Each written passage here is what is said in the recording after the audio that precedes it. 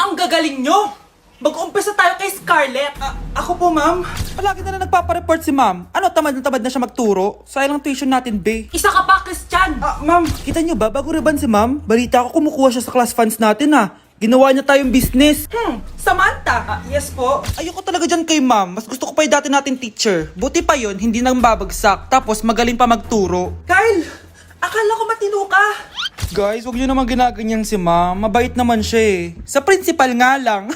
Akala niyo di ko alam mga pinagsasabi niyo sa akin? Lahat po ng sinabi namin sa GC. Totoo po yan, ma'am. Diba sabi nga nila, ma'am, truth hurts? Truth hurts pala, Sige, papakita ko to sa principal sa office. Sige, ma'am, sabihin mo sa principal. At sasabihin din namin yung mga baho mo. Ha? Anong ibig mo sabihin? Di ba may GC din kayo, ma'am? Sinisiraan niyo pa nga yung mga estudyante. Paano mo nalaman yon? Isang pindot ko lang dito at masasend na to sa principal. Huwag mong gagawin yan. Huwag mong pipindutin. Humanda ka sa akin, ma'am. Wag!